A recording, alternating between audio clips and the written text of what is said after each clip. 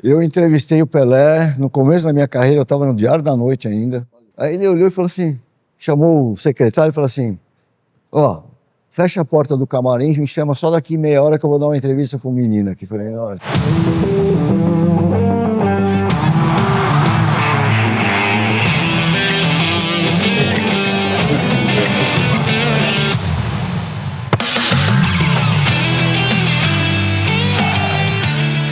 Salve, salve, galera! Estamos nós aqui para a gravação de mais um episódio do nosso querido Vaz Executiva. Eu, camisa 5, desarmo o pessoal, passo a bola para camisa 10, que é o Salgueirão. Salgueirão amacia e passa aquela bola linda para o nosso querido convidado. Pra vocês terem uma ideia, o nosso convidado de hoje é tão especial que nós estamos estreando a camisa do Várzea, gente. Olha lá, Salgueirão, pode mostrar. Olha que orgulho, gente, coisa linda. Então, Salgueiro, vamos em frente para mais uma? Mais uma. Faça as introduções, por gentileza, que você é o mestre. Eu vou até ler aqui sobre o currículo do nosso convidado, né? É tão legal, não pode falhar em nada. Bom, ele é um jornalista especializado em publicidade e marketing. Iniciou a carreira no jornalismo em 75 e, a partir dos anos de 90, passou a se dedicar integralmente à editora e propaganda e marketing. Atualmente integra o Comitê de Marketing do SBT, participando da produção do prêmio Melhor Comercial do Brasil, iniciativa que faz parte do Troféu Imprensa. Adonis, muito obrigado pela presença. Obrigado a vocês pelo convite. Adonis, é um prazer ter você aqui. Muito obrigado. Conversar com vocês sobre dois assuntos que fazem parte da minha vida: futebol e marketing. Show de bola. Bom, marketing eu já te adianto que você vai dar um banho na gente, então vai devagar. Eu conheço o seu histórico, né? De Philip Morris, de PepsiCo. Mas é mais financeiro. Mas você se considera mais, vamos chamar, jornalista ou mais publicitário? Eu sou jornalista. Jornalista de origem. Eu atuo no mercado publicitário, não sou publicitário, mas todos esses anos aqui... Bagagem, a experiência... me deram uma bagagem aí para poder avaliar o trabalho publicitário, vamos dizer assim. Eu quero começar falando do lado profissional, né? Depois a gente fala do time, do seu time, que parece que é o mesmo time que a gente. Não sei se tem certeza. Eu vim de preto. Ah, então... É nóis. Faltou o branco ali para ter certeza. O que mais mudou no jornalismo de 75 para 2025? Do jornalismo em geral? Vamos falar em geral, né? Muita coisa, né? Muda tudo. Na época que eu comecei, no Diário da Noite, como repórter policial, o jornal ainda era impresso em rotativa, né? Era uma coisa muito manual ainda. As redações eram movidas à máquina de escrever. Olha, né? Sim.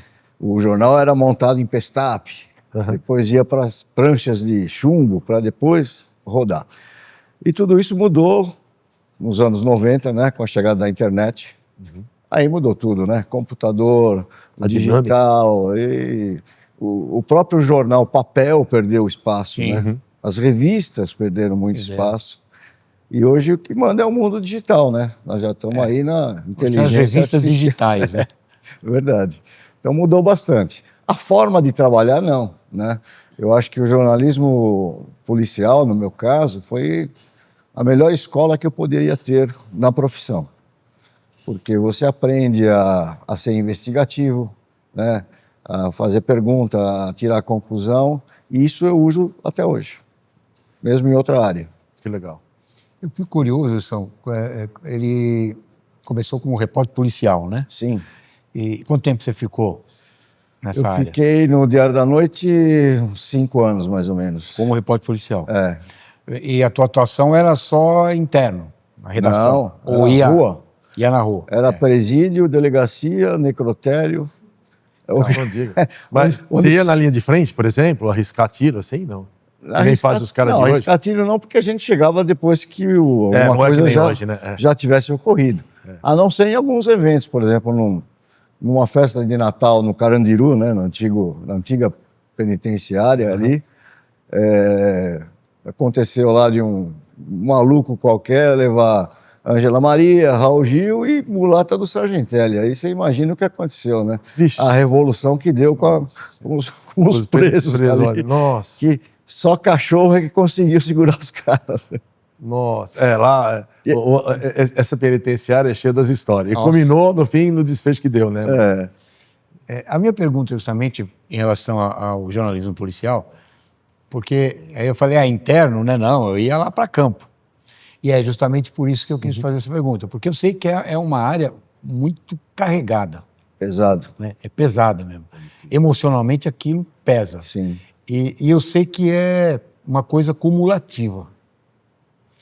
Eu tive, na minha carreira, atendi profissionais do meio policial, delegados, investigadores, e eu lembro de casos assim de pessoas que estavam em depressão porque acumularam muita carga emocional, justamente porque eles se deparavam com situações muito negativas, pesadas. Deve ser pior. Então, Você como terapeuta deve ter escutado muita história, né? Nesse Muito. sentido, né? Sim. E a verdade é que você, com o tempo, você acaba ficando insensível, né? Pois é. Esse era um dos grandes problemas. Com algumas situações, né? De chegar a enfiar a mão em bolso de morto, Sim. né? Para achar um bilhete, um documento, uma fotografia, alguma coisa, normal. para poder retratar no jornal.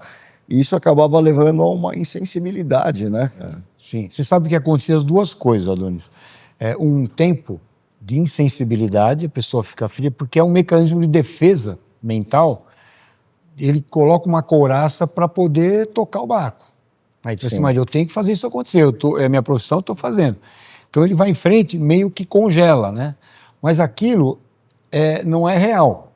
Ou seja, eu coloco uma couraça, mas aquilo vai sendo acumulado Meu interior não é aquilo. Internamente. Aí é quando, num momento mais à frente, depois de acumular muito, entra na depressão. É verdade. Eu pegava esses casos assim, Uhum. que eram delegados, por exemplo, que faziam investigações de serial killer.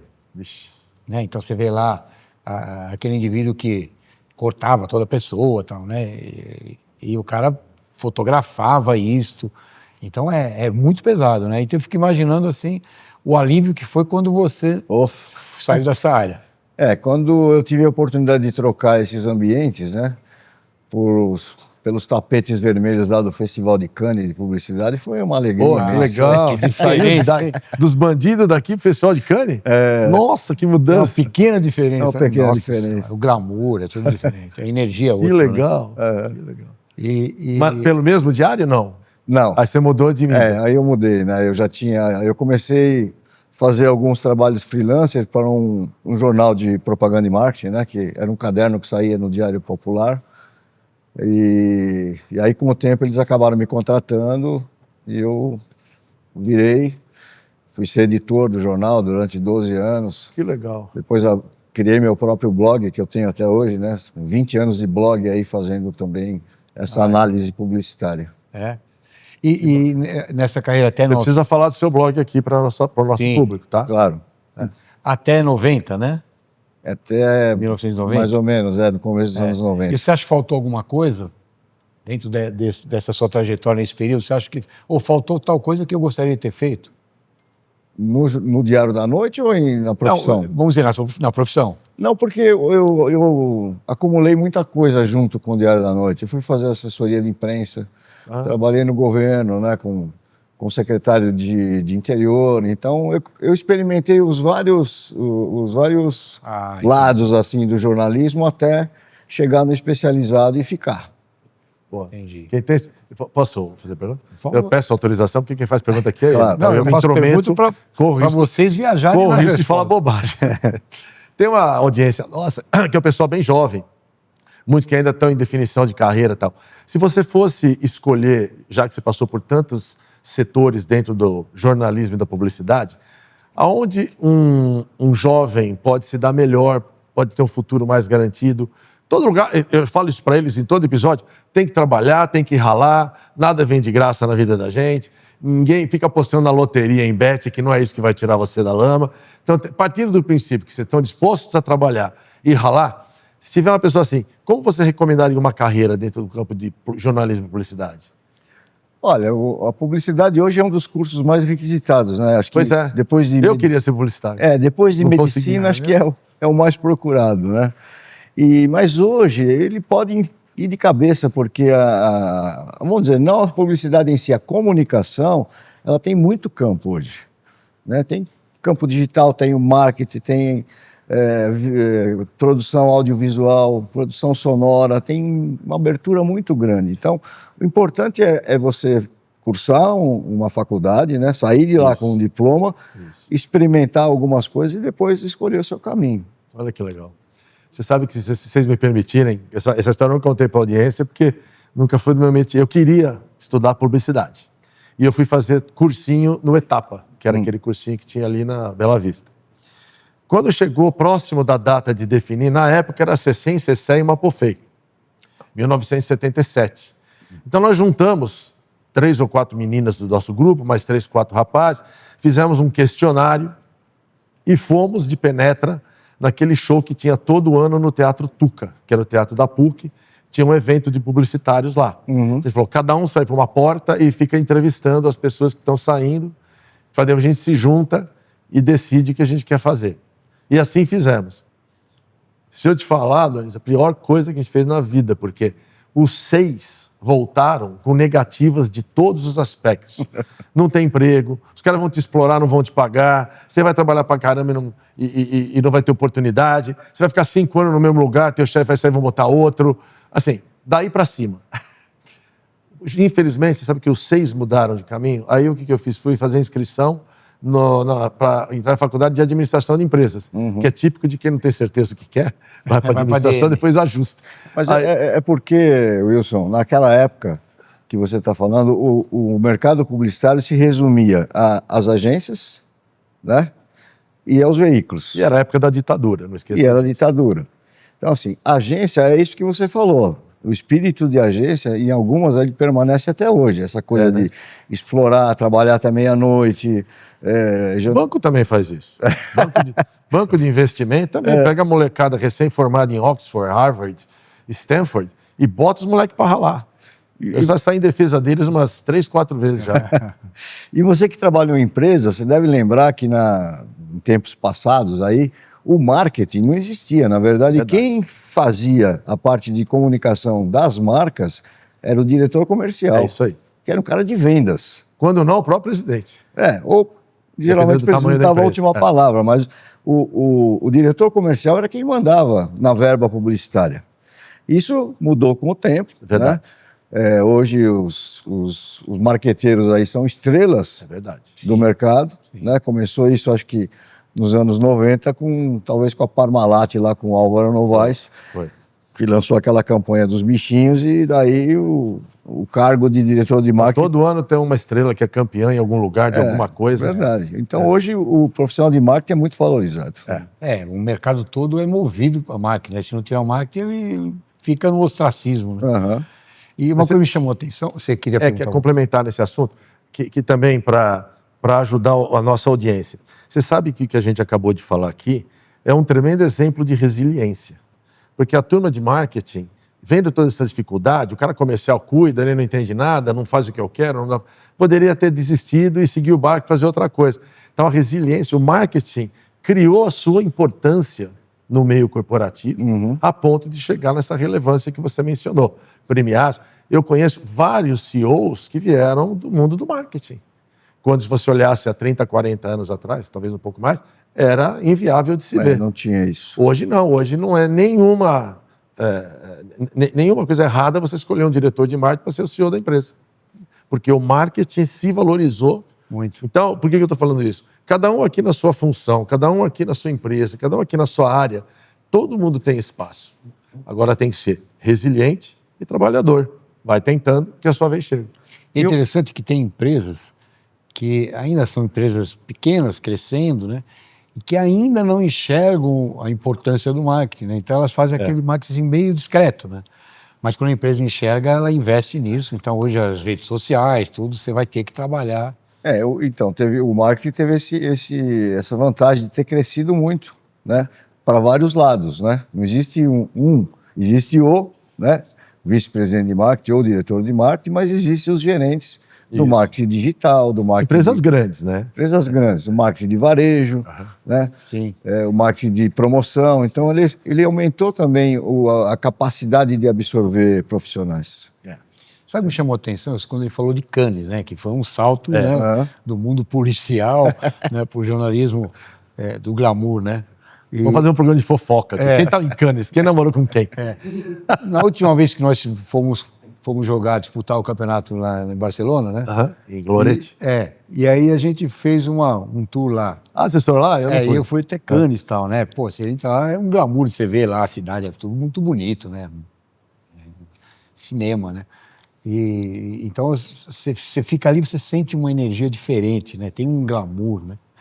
E eu queria que você comentasse alguma coisa referente mesmo à sua Passagem por Cannes. passagem, a sua participação lá como jornalismo, dentro do jornalismo em Cannes, alguma coisa assim, dentro dos bastidores que você achou interessante, na sua observação? Teve algum fato? Bom, teve muito fato, né? Porque eu fui em 21 edições do Festival de Cannes. Então, muita coisa. Eu comecei em 92, né? Nossa. Naquela época ainda, na verdade 91, quando foi o Festival de Publicidade de Cannes, não de cinema, né? O de publicidade é realizado um mês depois. Ele, até 91, ele era exclusivamente de filme publicitário, comercial. Eu lembro. Só. Eu lembro. Em 92, eles abriram para anúncio impresso, depois rádio, mídia, e hoje são 30 categorias, né? Um absurdo de categoria. Mas, assim, a primeira vez que eu fui para Cannes, eu fiquei muito impressionado pelo fato de que, assim, a gente conhecia os comerciais feitos aqui no Brasil, né? Com verba pequena, né? Com muita criatividade, mas com pouco recurso. E lá a gente pôde conhecer, então, as grandes produções, né? Que hoje chegam já aqui, através de nacionalização, mas naquela época não tinha. A gente assistia aqui o Garoto Bombril, né? Era o máximo que a gente via aqui. E lá eu conhecia as grandes realizações, né? Os grandes filmes, inclusive de futebol, né? De Nike, de Pepsi, coisas Nike era show, né? Com super produções, filmes de 5 milhões de dólares, né? Assim, um negócio absurdo. E de bastidores de Cannes, o que eu posso dizer? A gente teve oportunidade de assistir palestras assim, de Kofi Annan, por exemplo, Bill Clinton. Porra. Né? Ele era presidente na época?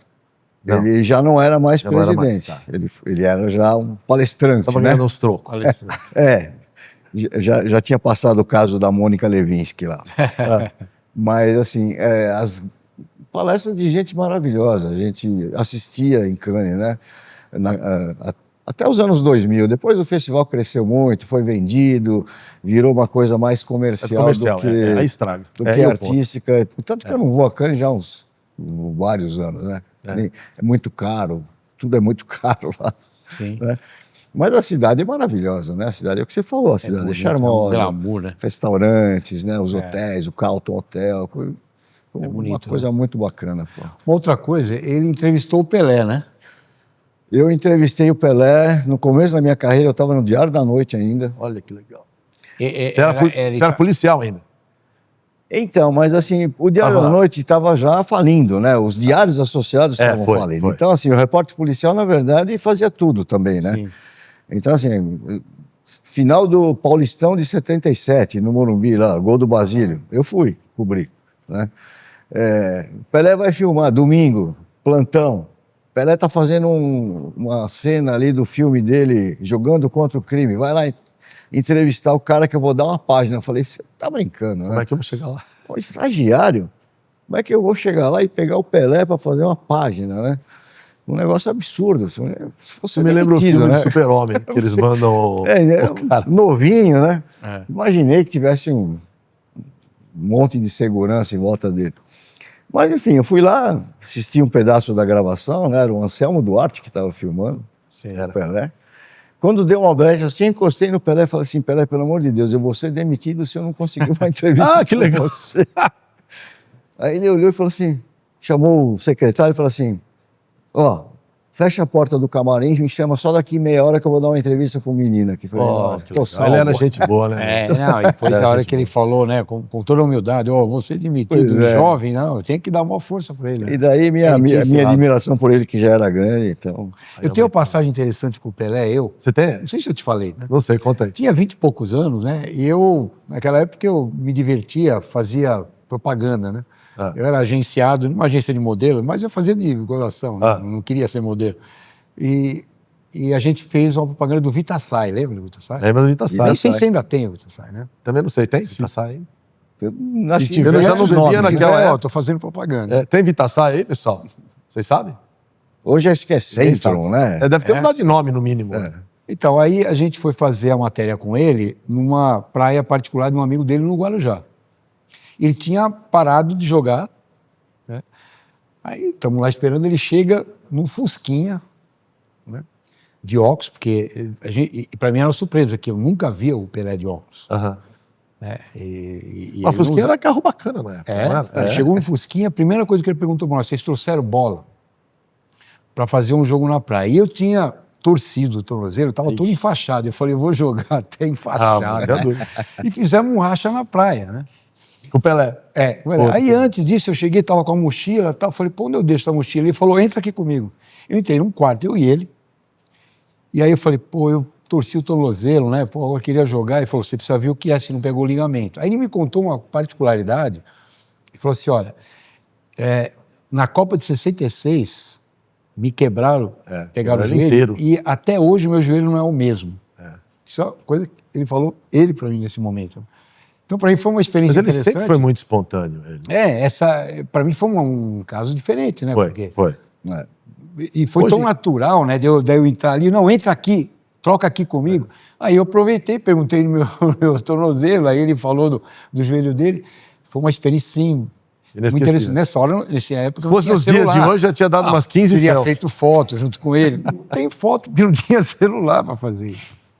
Mas só para fazer uma associação com você entrevistou o Pelé e você falou dessa até humildade dele. Humildade dele. Muita humildade, realmente. E você sabe que você falou agora de o marketing, por exemplo, de Cannes ficar caro. Eu tenho vários defeitos, dentre eles, fora ser corintiano, jogar bola, eu gosto de andar de moto, eu sou salgueirão. E aí a gente estava tentando ir, o MotoGP vai voltar para o Brasil, depois de, acho que uns 15 anos que saiu do Rio de Janeiro, ficou 10 anos seguidos, eu fui em todas no Rio, todas, de moto, com a galera. Nós estamos estudando para ir para Goiânia para ver a corrida lá. Há 2 meses nós já estamos na batalha, eu e mais 17 caras, não tem mais lugar para ficar e não tem mais ingresso. Por causa do evento. E os ingressos mais baratos até esse momento saíram a R$ 2.500 por cabeça. Nossa. Por causa do evento. Isso é marketing puro. O brasileiro nunca foi fanático por moto desse jeito. Você tem uma parte da população que é o europeu, não. O europeu dorme na frente do estádio. Aqui, não. Então, você vê, nós estamos em 2000 e vai ser 2026, estamos há 5, já posso falar fácil, 6 meses do evento, não tem como ir. Eu e meus amigos já estamos desistindo. Chegamos a pensar em ir para Brasília, pousar em Brasília, dar 200 quilômetros. A gente fazia 200 quilômetros para ver a corrida, assistia, voltava. Não tem lugar em Brasília. Isso hoje se chama marketing de experiência. Não é? Você não divulga exclusivamente o evento, você divulga tudo que vem em volta dele. A experiência. Né? Vai ter roda gigante, vai ter videogame, campeonato de videogame paralelo. Aí o pessoal junta, Tá louco. cada um no seu segmento e lota tudo. Né? E vem gente do mundo inteiro, não é só brasileiro, não. Argentino é o segundo, que ainda mais agora que eles estão no momento melhor de economia, eles devem estar invadindo. Quando era no Rio já era difícil, mesmo nos momentos em que a economia deles estava ruim, tinha cheio de argentino lá, que vinha tocando também, de Buenos Aires, atravessava lá, chegava no Rio. Então, você vê o poder do marketing. E desculpa só para eu completar, que eu não quero perder o pique. Você falou uma coisa, e eu como um publicitário frustrado, eu olho isso sempre com uma maneira muito legal. Uma das coisas que eu faço hoje é muita atividade de M&A, compra e venda de empresa. Quando você pega startups, principalmente as fintechs que são ligadas à tecnologia, você vai lá, o cara tem uma planilha de PowerPoint, uma ideia bacana e uma expectativa de triplicar, quadruplicar, quintuplicar o teu investimento, baseado em alguma coisa. Você pede, tá bom, qual é o detalhe do seu investimento? Então vai uma parte para a equipe de TI, para desenvolver tecnologia, uma parte bem menor ainda para a parte administrativa e o resto é tudo marketing. Na verdade, aí os investidores têm uma decisão a tomar que é o seguinte, acredito ou não acredito que isso vai dar certo, porque não tem histórico, e a maior parte do dinheiro vai para marketing, que é o que vai fazer uma fintech startup virar 4, 5 vezes de valuation lá na frente. E vai garantir a presença e a venda total. Você vê a força, eles viraram a base de cálculo de valuation de empresas startup. verdade. Como é que você vê as IAs na publicidade? Puta, boa pergunta. Olha, legal a pergunta. A conclusão de quem atua no mercado é o seguinte: IA é uma ferramenta, jamais vai substituir o talento humano, mas ela tem que ser usada, porque quem não usar vai ficar para trás. Vai ficar para trás. Perfeito. Então, as produtoras de audiovisual hoje estão usando muito IA, primeiro porque o anunciante quer. Ele quer, porque é novidade, ele quer. E segundo porque, se ele não usar a IA, ele vai estar dando uma demonstração de atraso. De atraso, exatamente. Né? E o IA, a IA, a inteligência artificial, ela é muito útil em animação, por exemplo. Sim. Né? Porque o 3D, ele deu uma dimensão gigante para quem fazia desenho. Sim. Né? Então tem que usar. Você fala o que você quer e te dá o desenho. Não precisa botar a mão em nada. Impressionante. Não que eu seja especialista, tá? Eu confesso, não nego, estou atrasado com IA. Não sei que horas eu vou ter coragem de botar a mão nisso, mas estou Nem atrasado. o chat GPT? Vou ficar? Nem chat GPT eu tenho. É o básico dela, né? Então, eu acho que é uma ferramenta, né? E a ferramenta ela tem que servir a gente naquilo que ela facilita. É uma facilitadora. Né? Eu gosto de usar muito a IA assim, e eu percebi que você precisa da alma do que você quer. Eu quero passar o quê? Eu monto assim o prompt, que eles chamam, né? É a alma do que você quer transmitir. O que eu quero transmitir, né? Quero montar uma palestra. Né? Então eu dou a alma do que eu quero da palestra. Né? Ela me ajuda a organizar. Então é uma ferramenta que facilita essa organização. Aí quando você vê aquilo lá organizado, você enxerga com mais facilidade a amplitude daquilo, aí você desenvolve mais aquilo que começou só com a alma do que você queria. Você vai desenvolvendo. Os então recursos não tem hoje... como na publicidade no marketing não usar. Não tem que usar. Na financeira também não. Não, hoje... O que ela te adianta de análise, de oportunidade. Eu tenho um amigo meu que contou um episódio, para vocês deve ser normal, para mim foi muito legal, como eu não sei, ele falou que ele criou um avatar dele, e ele deu para esse avatar todo o material que ele já escreveu, que esteja publicado em qualquer lugar da face da Terra. Na empresa, apresentação, LinkedIn, vídeo que ele tenha feito em algum lugar. E ele foi treinando o avatar para pensar exatamente como ele. É assim. Então ele acorda todo dia de manhã, o avatar já dá para ele só os e-mails que ele tem que despachar com uma sugestão de resposta. Os que não precisa, ele já deleta. Os que são de fácil resposta, ele já devolve. Então, ele economizou de 2 a 3 horas por dia. Então, ele criou o hábito ele é CEO, ele criou o hábito de andar de bicicleta. Então, ele sai com a esposa dele todo dia à tarde, vai fazer 3, 4 horas de ciclismo. Ele ganhou porque tempo a inteligência artificial faz isso para ele. A gente que já passou da juventude, né? A gente hoje depende dos filhos, né? Exatamente. Então, assim, meu filho insiste muito para eu usar essas coisas aí. E aos pouquinhos ele vai me ensinando. Você acha que o Brasil é muito conservador em relação não à tecnologia especificamente, mas à publicidade, ao marketing, em comparação com os Estados Unidos, obviamente, que está sempre atrás, né? Que é mais provocador nessa parte de publicidade, né? Eu acho que são 2 fatores. Primeiro que o problema de verba, né? As verbas aqui são muito menores do que os anunciantes gastam nos Estados Unidos ou na Europa. E segundo, são as regras que existem aqui no Brasil, que são bem antigas, né? Por exemplo, se você pegar histórico aí da guerra entre Coca-Cola e Pepsi, isso aí.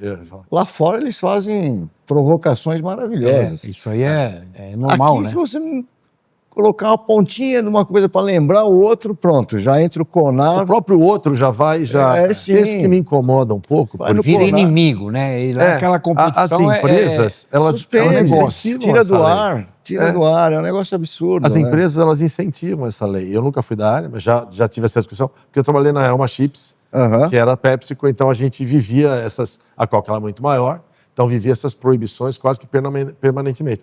E me incomodava o fato da Coca, do tamanho que era. Pô, gostou da nossa propaganda, acha que na dela não está boa? Melhora a dela. Sim. Não, vai lá e manda não fazer a do outro. Quer dizer, isso é um retrocesso. No mundo de capitalismo, empresas de primeiro mundo como esse, Nos Estados Unidos, isso não é nem sequer bem visto. Sim. Porque lá eles incentivam esse tipo de corrupção. O cara fala, o cara da Pepsi fala, eu tomei uma coca e fiquei doente.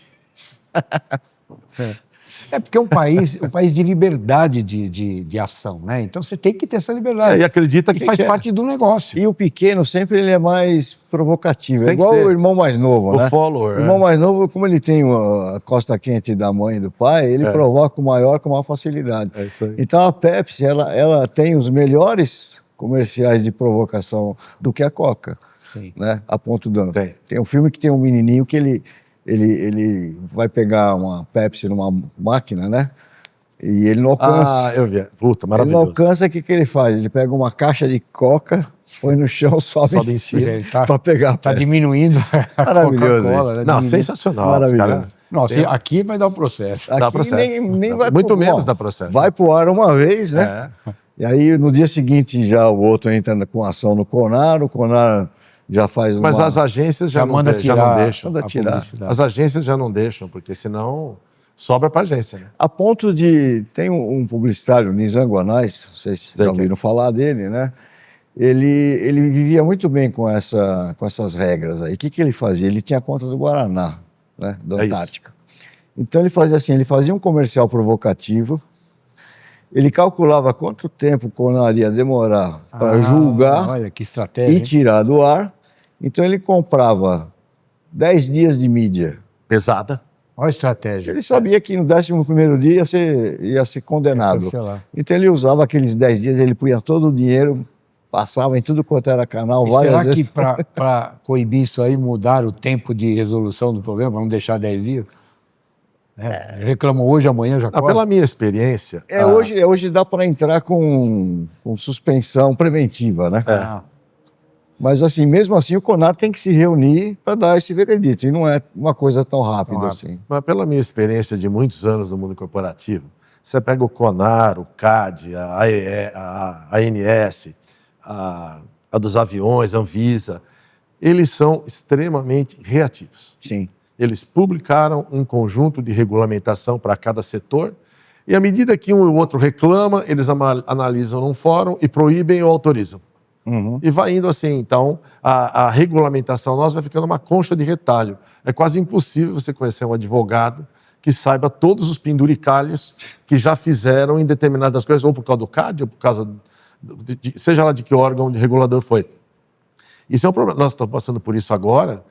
Eu sempre tenho falado isso para o nosso público. Pessoal, vocês que por algum motivo trabalham em empresas e que têm acesso à área financeira, hoje é dia 15 de dezembro. Não sei se vocês vão ver esse artigo ainda esse ano, mas se o Robson puder publicar um serviço de utilidade pública, nós temos até dia 31/12 para declarar dividendos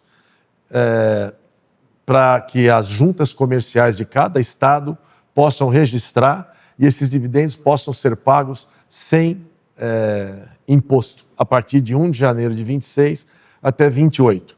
Então, eu assessoro algumas empresas. Essa turma não está dormindo, porque olha que falta de sensibilidade. Como é que você vai publicar um balanço de 31/12 de dezembro em 31/12 de dezembro? Como que você fecha a venda, custo, Sim. provisões? É impossível. Então, o pessoal está voltando, mas tentando fechar em 31/11 de 25. Mesmo assim, não é fácil, porque é um fechamento anual importante no meio do ano. Olha, você não tem noção, está uma evolução. Então, tem gente querendo tomar dinheiro emprestado, porque vai ter que pagar o dividendo e não tem caixa. Então, tem que provar isso na hora de apresentar para o governo. Uma revolução. E era muito simples eu falar assim, tem até 31 de janeiro de 2026 para entregar o balanço de 25. É corrido, é difícil, mas tudo bem. Te aviso antes, vai lá, dá um gás e se vira. Muito mais razoável. Não. Se você publicar na junta comercial no dia 1 de janeiro, tudo que você declarar já está subordinado a 10% de imposto. É absurdo. Então, pessoal, desculpa essa coisa muito séria no processo, mas quem trabalha em empresas que estão com esse processo, fala com o pessoal para dar uma agilizada, porque senão vai custar 10% do dividendo. Dentro do comitê de marketing do SBT, né? Já aconteceu de você decidir premiação? Não decido porque tem um júri, né? Sim. O máximo que eu faço é apostar em algum, né?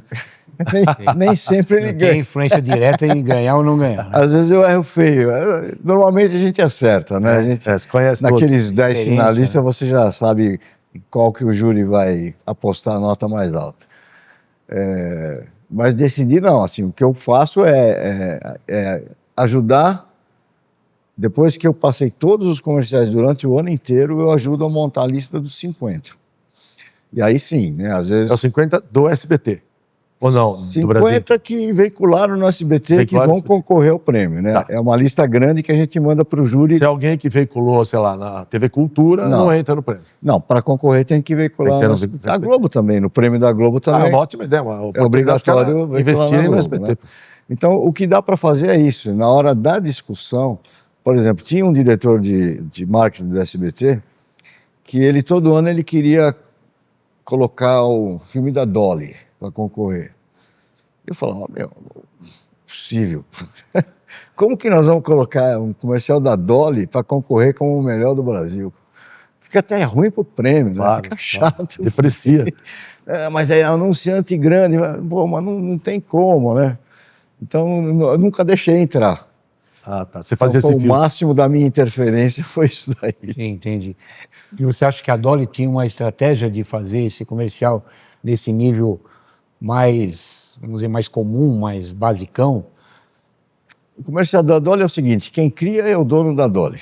Eu soube disso já também. Quem filma é a produtora do sobrinho do dono da Dolly. Bem-vindo ao clube. O roteiro é da família do dono da Dolly. Então não tem uma estratégia assim mais... Não que ele não seja assim, pode ser que ele funcione para um público, né? O público dele. Público dele, público infantil que gosta do desenho. Eu imaginei isso.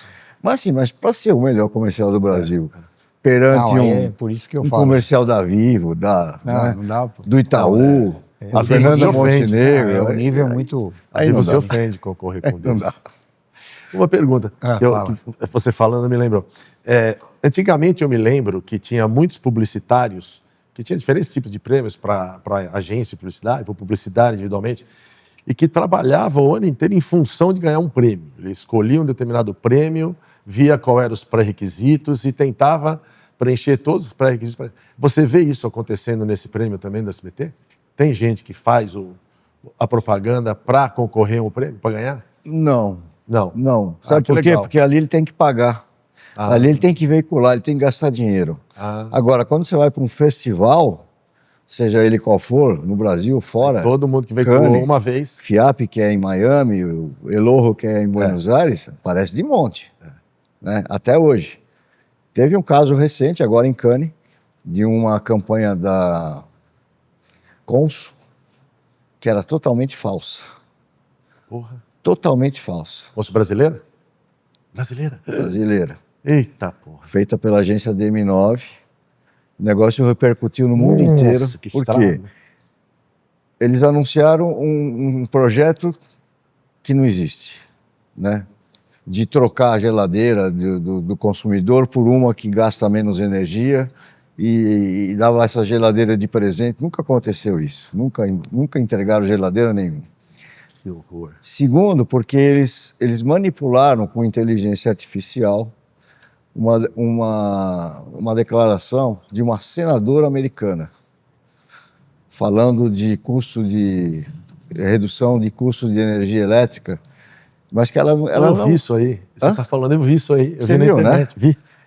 Ela falava de redução de custo em geral e os caras manipularam, virou um negócio para o Brasil. Geladeira. E ficou a fala da mulher, uma senadora, né, dentro dessa campanha, que foi para Cannes, foi denunciada e deu um rolo. Não levaram um processo porque a hora que foi detectado que era falso... No festival, sim, né, foi processado, tinha retirado o prêmio. provavelmente. Eles tinham ganho o prêmio, foi retirado o prêmio. Porra, eles tinham ganho o prêmio. Puta. O diretor de criação da agência foi demitido, lógico. né, Com razão. obviamente, E fica a marca, né? e a agência perdeu a conta. Fica a marca da... E imagino que o cara responsável da agência também não deva ter ficado. O Nessa aí vai diretor a de cabeça. criação foi demitido. Então, Foi demitido. é porque não dá, você não pode arriscar a marca. Até injustamente, eu acho, porque ele foi demitido sozinho, né? Na verdade, ele não fez aquilo sozinho. É óbvio que o anunciante, né, que é a dona da Consul é a Brastemp, né? É. A Brastemp deve ter visto aquilo, deve ter aprovado, E né? mandou Vamos passar. lá, vamos ganhar o prêmio. Ganhou, né? O Grand Prix. Só que Meu foi caçado. Não, Deus, mas essa depois daí eu não queima eu vou o procurar filme. de novo esse. Eu vi e não dei atenção, e agora que eu tô vendo, Queimou babado o filme grande. completamente, né? E Claro. fica o estigma na Não, marca. e para você preservar a marca, eu sei que é triste, é duro, difícil, mas para você preservar a marca, você queima os executivos. É. Se você mantiver os caras no grupo, você está conivente. Então, eu fico pensando se todos eles de fato sabiam, estavam em sintonia com o processo, mas, infelizmente, acontece a gente estar no lugar errado, na hora errada. É isso que se chama em Cannes de campanha fantasma, né? É. Que não, ou não tem anunciante, ou é mentira, ou é enganação. Mas isso, ó, desde que eu comecei a ir para Cannes já existe. Ah, é. Não, e hoje, com a internet, eu acho que você tem os dois lados, né? Você tem com a IA mais oportunidade para o mal, que essa é uma grande discussão que está Sim. rolando em todos os setores. E, em compensação, você tem mais ferramentas para descobrir o que está errado. Uhum. Aí você voltar 30 anos atrás, que não tinha IA, ou 40, sei lá, não tinha IA para o mal, tinha outra coisa para o mal, mas também tinha fatores limitados para que o bem encontrasse o mal. Então, parece que tudo cresce junto, bem ou mal. Sim. Verdade. Dentro da área de marketing, a gente sabe que a criatividade é uma coisa muito forte, né? E você acha que hoje é mais difícil você aprovar ideias ou é mais difícil ter ideias? Dentro do marketing que você conhece aqui no Brasil. Mas difícil aprovar a ideia. É, né? E a ideia, hoje, a molecada aí que trabalha com digital, então eles têm ideia a rodo, né? É. Então, ideia tem bastante. O difícil realmente é provar uma que atenda todas as exigências do isso que é o anunciante, problema. né? E dentro do orçamento, Isso. o que é pior ainda, né? É. Porque, infelizmente, o Brasil ainda é muito restrito com essa coisa de... Embora seja muito caro produzir um comercial, o pessoal segura muito a verba, né? Mas, assim, comercial no Brasil hoje de 400, 500 mil reais é normal. Né? Depende do teu faturamento, né? Chegar a 1 milhão, assim, já começa a, opa, esse filme parece que vai ser bom, né? Muito longe, assim, dos 5, 6 milhões de dólares que se gastam lá fora, né? Campanhas maravilhosas, né? Eu trabalhei uma época na Pizza Hut aqui no Brasil, logo que a Pizza Hut chegou no Brasil, em 1992. E eu fui para Curitiba, inclusive, ajudar a abrir a Pizza Hut para o estado do Paraná na época. E a gente estava... Assim, não tinha receita nenhuma, então qualquer verba de marketing era muito. Qualquer 100 reais era 200% do faturamento, que era zero. Então era uma dificuldade para aprovar. E o McDonald's nadava de braçada. E aí nós fomos descobrir que a verba do McDonald's no Brasil, naquela época, era 20 milhões de dólares por ano. Eu falei, é impossível a gente competir com esses caras no mesmo terreno. Nós vamos ter que arrumar outro terreno, trazer de outra forma, comunicação visual, fazer propaganda por propaganda, eles entram com 10, nós entramos com meia. Então, e foi uma discussão enorme que a gente teve nessa época e não adiantou, porque não tinha verba. Que seria hoje 100 milhões. 20 milhões de dólares, 100 milhões de reais. Era 20 milhões de dólares, hoje seriam uns 100 e poucos milhões de reais. 100 e poucos milhões, que no ainda ano. É uma verba média aqui. Para hoje mas anunciante. para aquela época, só tinha eles, não tinha Burger King, tinha ninguém, só tinha eles. Eles estavam literalmente construindo o mercado. E construíram. Eles vivem até hoje deitados nesse berço esplêndido que eles construíram na década de 90, 80, 90. E com o quê? Com marketing. E dinheiro bem aplicado, bem controlado, e eles não eram tão assim. Eu lembro que tinha agências que a gente declinava porque não tinha preço, daqui a pouco a agência estava fazendo propaganda do McDonald's. Que eles pagavam. E assim é o mundo capitalista. É isso aí. Adonis, a gente caminhando já para os finalmente do nosso bate-papo, eu queria saber assim de você, o que você, pela sua experiência, sua bagagem dentro do marketing, da publicidade, o que você falaria assim para quem está começando, né? Tanto dicas de comportamento, como lidar com essa área, a questão mesmo egóica, né? De que a gente sabe que o ser humano às vezes deixa subir na cabeça. Todas as áreas. Todas as áreas têm isso, né? E eu não sei se na área de marketing e publicidade os egos são tão inflados como outras áreas, tem áreas que são mais infladas do que outras, né?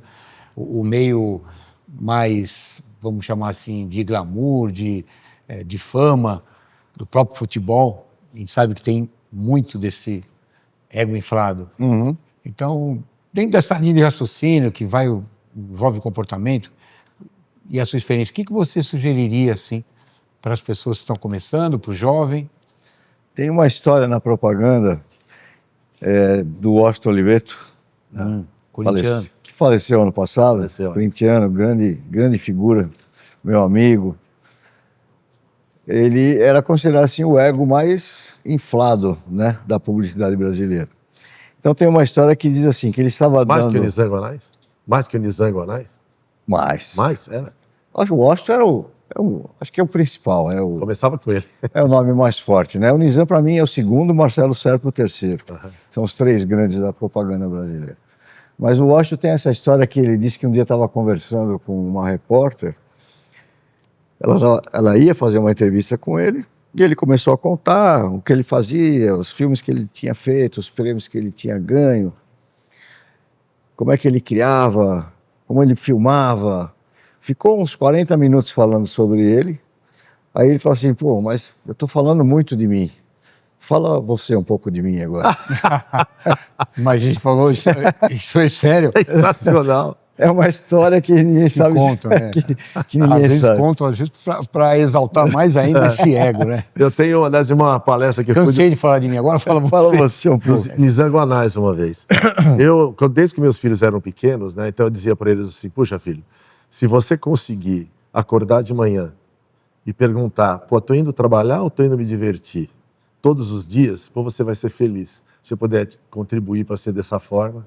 E assim eles foram para a música. Eles ficaram 10 anos na música, que era realmente o que encantaram, quis o destino que não desse certo. Um belo dia, no meio dessa jornada, esses 10 anos, eu estava numa palestra do Nizam Guanais.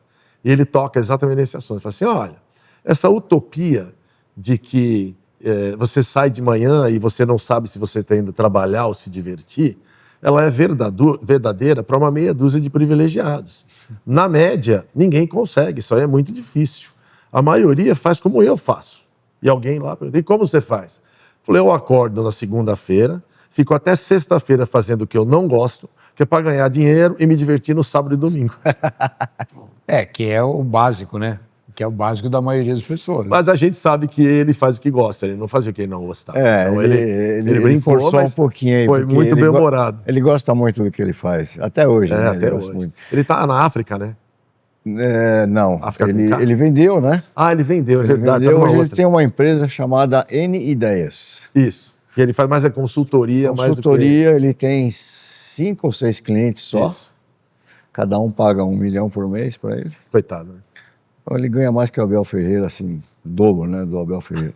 Mas assim, falando dos jovens que você perguntou, né? Eu acho que o principal não é só na carreira, acho que é na vida pessoal mesmo, né? Honestidade sempre, né? Verdade. Empenho, né? Você tem que se empenhar, você tem que estudar, você tem que ler. Para qualquer profissão, na publicidade, sim, claro, existem aqueles que nascem com o dom, né, de serem criativos, mais criativos que outras pessoas. Então, ele tem que aproveitar e potencializar esse dom que ele tem na publicidade, mas sempre dentro, né, desses limites da ética, né, do companheirismo, da honestidade, que aí ele vai chegar num ponto alto da carreira, porque isso vem naturalmente, né? Conheço alguns meninos, por exemplo, tem uma dupla de garotos que na época era estagiário ainda, numa agência chamada DM9. Sei. Eu lá no FIAP, que é um festival que tem em Miami, eu os levei como representantes do Brasil numa competição de estudantes. Eles tinham que criar uma campanha lá para concorrer com dupla de estudantes da Argentina, da Bolívia, da Colômbia, do Uruguai, etc. E eles ganharam. Eles ganharam essa competição lá. Eu falei assim, esses dois meninos vão ter um futuro, né? Muito boa gente, né? Um é filho de médico, né? Já tinha um histórico familiar já tranquilo. O outro, um garoto mais pobre, né? Que veio lá do Nordeste, se deram bem, né, se casaram bem ali, amizade, se deram bem no trabalho, começaram a trabalhar em dupla e eles simplesmente criaram depois o comercial da Elis Regina com a filha, Nossa. dirigindo a Kombi lá e cantando a música do Belchior. Sensacional, você vê? Então, assim, dedicação, né? Dedicação. E jovens, pelo que você falou, eles talvez nem fossem do tempo deles, Regina. Não, eles devem ter pesquisado para ver quem era, para usar. Não, estudaram, né? Porra, leram, pesquisaram, conheciam a Maria Rita, né? Não a mãe. Nossa, eu adoro isso, adoro essas iniciativas. Nossa. E foi um dos comerciais mais premiados do Merece um lugar ao passado. sol. Você vê que a vida ela oferece oportunidades assim, que não é só para aquele que já é muito especialista, né? Sim.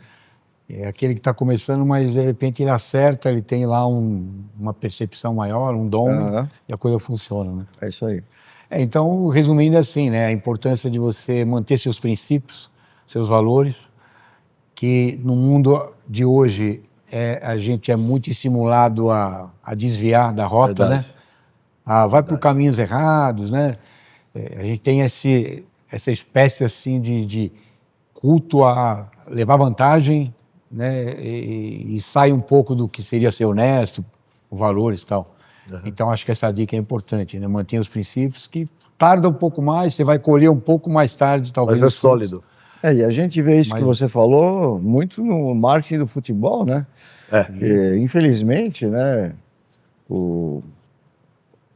as pessoas que trabalham com marketing do futebol ou são publicitários não remunerados nessa função, né, que acabam desistindo porque nunca conseguem implantar os projetos, as ideias que eles têm, porque vai bater numa barreira ali da presidência, da equipe da presidência, infelizmente, né, os grupos que tomam poder hoje no futebol. Grupos políticos sugadores. Né? Que estão lá por eles mesmos, né? Sugar o time. Que não dá uma semana, né, você viu o São Paulo hoje?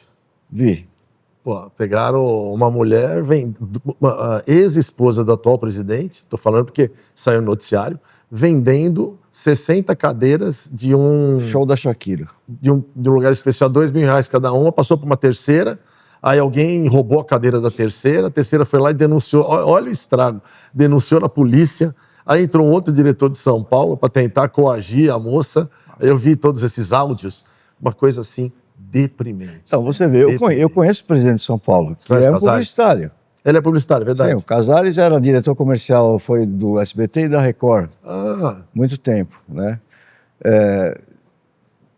Eu até então não tinha nenhuma dúvida sobre o caráter dele. Mas acontece que o cara, para ganhar a eleição de um clube de futebol... Tem que jogar o jogo. Tem que se cercar. Isso. Né? Se ele for o bandido, então, aí piorou tudo, né? Não é o caso do Casares, mas lá no Corinthians, o pessoal que entrou com o Augusto Melo não deu uma semana para desviar o primeiro pagamento lá do Vai-de-Bet. O Corinthians foi jogar com o Fluminense. Não tinha uniforme. Teve que ligar para os caras, pedir se podia usar o uniforme número 2, porque o uniforme número 1 tinha sido roubado de dentro do vestiário. Infelizmente. Graças a Deus agora... Tem esse time aqui que eu jogo, acontece isso. Até porque lá negócio, o pessoal mata. É diferente. Cada um lava a sua camisa. Cada um lava e traz de volta. Direitinho. Mas, pô, é inacreditável. Inacreditável. Graças a Deus agora parece que com a chegada do Osmar Stabile no meu time, né? Que parece ser um cara sério. Eu não tenho uma opinião sobre ele ainda. Eu não conheço. Eu torço para que ele seja Mas eu sério. conheço o diretor de marketing, que assumiu agora em outubro, que é um vice-presidente da Jovem Pan, o Ângelo de Sá Júnior. E ele me garantiu que o Osmar Stabile é um cara sério. Então, e ele está fazendo, pelo que ele conversei com ele ontem mesmo, ele me relatou tudo o que ele está fazendo lá. Se der certo, ele salva o Corinthians. Tem chance. Mas... é só pegar o dinheiro que entra e botar no lugar certo, meu. Se não desviar, se não der para outra coisa. O Flamengo conseguiu e estava pior que o Corinthians. Sem aporte, né? Sem aporte. O dinheiro gerado em 2 anos. Impressionante. O Flamengo é um exemplo de administração. Nós não conseguimos. O Palmeiras, com o Paulo Nobre primeiro, ele botou dinheiro no bolso dele. Tanto o Paulo Nobre quanto a Leila, eles puseram o dinheiro deles. Mas tiraram. Eles não têm mais nada lá dentro. Não tem, mas sim. São e o clube são bons empresários. O Flamengo não tinha porte, Nada, né? nada. Foi na raça, né? Na raça. Que é o Pô, que eles triplicaram a receita. Pô. que é o que o Corinthians tem que fazer Tem que hoje. fazer, É o que o Ângelo me falou, o JR. Tem que vender o name rights Isso. em que é troca 400 e da poucos milhões, dívida eles da estão Arena, falando. ou para a Caixa, ou para quem está lá, que é a Esporte da Sorte, né? Acho que é. Esporte da Sorte. Diz que estava refazendo todos os contratos de camarote, que era uma roubalheira sem tamanho. É tudo pro amigo, pro outro Tem amigo. pro outro muito amigo. parasita ali, só Incrível, sugando. né? Incrível, porque Todo lugar. Cara, por que o cara entra? Aí você fala assim, pô, mas o cara entra, quer ser presidente de um time que deve 2 bilhões? Alguma coisa tem que ter aí. Você acha? Alguma vantagem tem que ter, né? É isso, infelizmente é isso. É isso, gente. Vamos finalizar o nosso que bate-papo, pena. nossa resenha hoje com a Adonis. Foi muito bom ter você aqui, Adonis. Muito obrigado pelo convite. Sempre traz assim ensinamentos pra gente, experiência da sua área, né? A gente Vocês quer te também. agradecer muito pela sua presença, viu? Adonis, muito obrigado. Foi uma honra te receber aqui. Esperamos ter outras oportunidades para falar de outros assuntos. Vamos nessa. Tenho certeza que a galera vai participar, vai mandar mensagem, vai criticar, vai perguntar. E nós estamos aqui para responder e para aguardar a participação de vocês. Obrigado a todos vocês que estiveram com a gente até agora. E aguardem o próximo capítulo do Vaz Executivo. Não é, Salve? Forte abraço a todos, curtam, compartilhem e mande sugestões para nós. Forte abraço. Obrigado, Adonis. Obrigado, viva a Viva. Várzea, né? De onde saem os grandes craques do Brasil. Viva a Várzea, viva a Várzea.